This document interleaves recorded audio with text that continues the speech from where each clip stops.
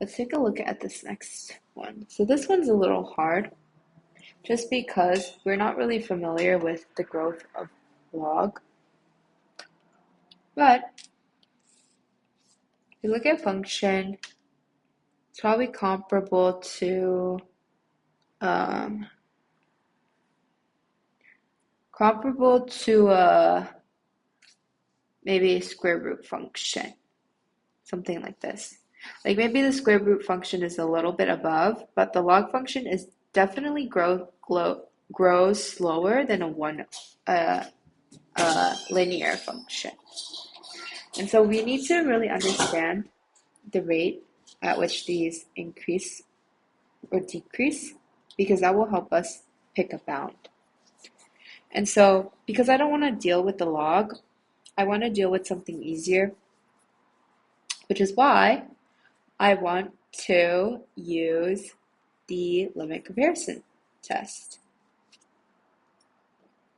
I mean, not the limit comparison, I think just the comparison test is fine. Okay. So you first start off by saying,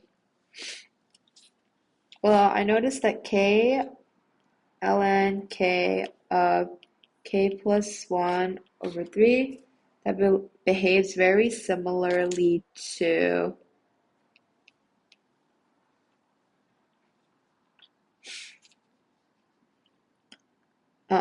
k ln k over 3. So I just took away the plus 1 part. Okay? And this is really similar. This is just equal to ln k over k squared. Okay. And so basically I just took away the pieces that divide, the larger pieces that divide. So actually, I can say that this is bigger. Because if you could imagine that this would have a k to the third, plus maybe like a 1, plus a, I don't even know, 6k, something like that. You can already imagine that this is bigger, the denominator is bigger, so the piece is smaller because I'm dividing by a larger thing. So I divide by a smaller thing and say that is an upper bound. Okay, and let's keep looking. Because I know that, and this is why this problem is a little hard, is because you can't necessarily say that because this is where you kind of have to pick strategically an upper bound. So I know, and this is a good thing to know, I know that log of n goes to infinity at a slower rate than n, than this linear function.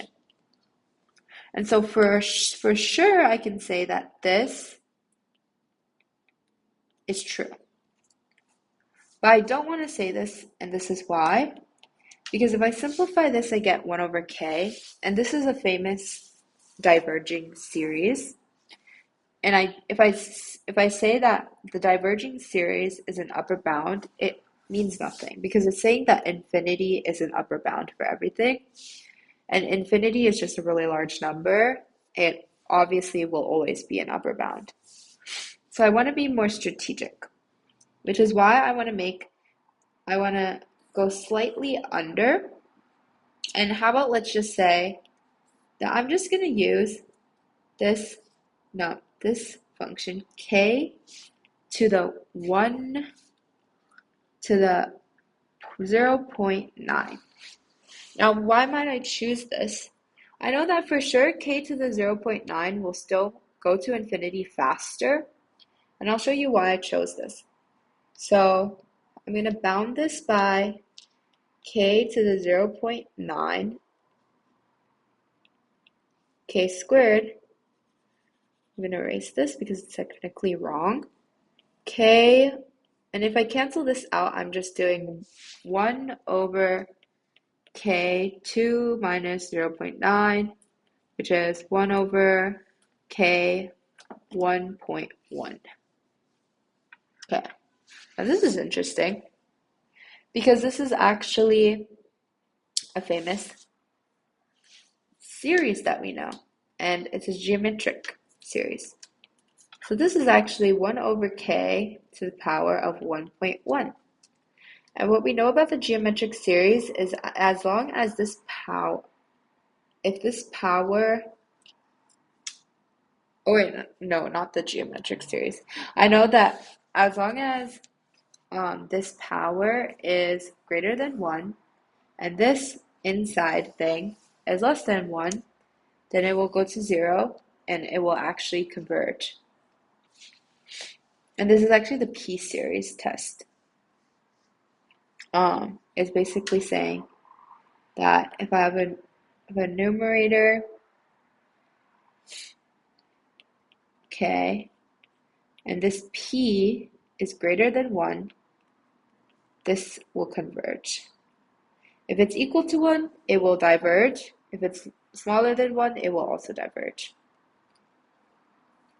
But that's why, so the main reason why I didn't want to choose just k is because I would have gotten, after this step, I would have gotten 1 over k.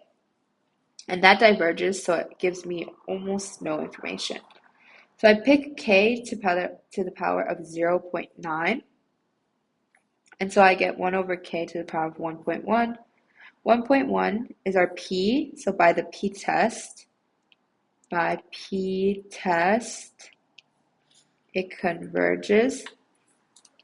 But this is by the p-test, this converges, and so this will converge by comparison test.